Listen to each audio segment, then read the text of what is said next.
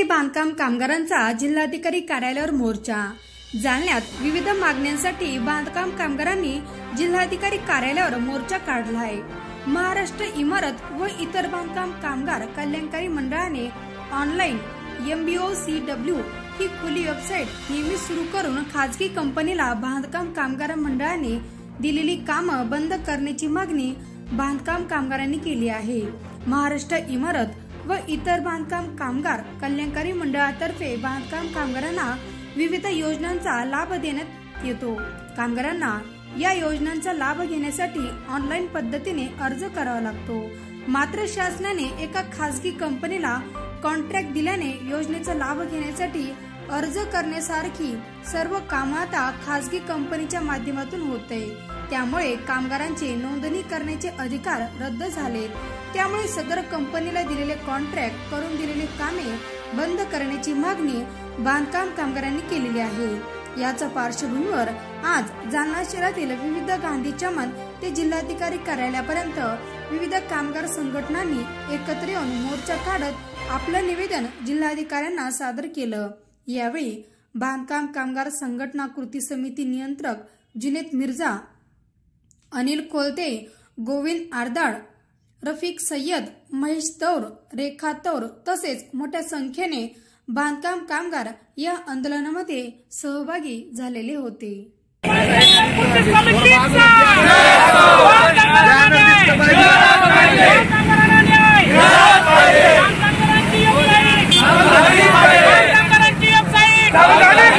कामगार मंडळाने जी साईट बंद खुली साईट बंद केलेली आहे, ती साईट कंपनीला एका प्रायव्हेट कंपनीला कॉन्ट्रॅक्ट म्हणून दिलेली आहे। आमचं एवढंच म्हणणं आहे की मंडळाची खुली साईट ती ओपन करा आणि जे कंपनीला काम दिलेलं आहे ते काम बंद करा, अशी आमची सर्वात मोठी मागणी आहे। काय आंदोलन करत आहे तुम्ही? आंदोलन आम्ही सध्या सरकारने केलेलं जे कॉन्ट्रॅक्टची नियोजन दिलेलं आहे बांधकामाचं खुली साईटचं ओपन ऑनलाईन करा, बांधकाम कामगारांचे अर्ज ओपन करायचं आहे, फॉर्म भरायचं आहे। तर माझं म्हणणं आहे की जिल्ह्यामध्ये महाराष्ट्रामध्ये 348 तालुके आहे, त्या 348 तालुक्यापैकी फक्त 148 तालुक्यासाठी तालुक्याला WFC म्हणून त्यांनी ऑफिस नियोजन केलेलं आहे। माझं म्हणणं असं एवढंच आहे की आमच्या कृती समितीचं एवढं म्हणणं आहे की हे जोपर्यंत 348 तालुक्याचं काम पूर्ण होत नाही तोपर्यंत 148 तालुके त्यांनी जे बंधन ठेवलेले आहे की त्यांना ओपन करू द्यावे, अशी आमची सर्वात मोठी मागणी। काय पद्धतीने तुमचं आंदोलन कलेक्टर ऑफिसला जाणार आहे?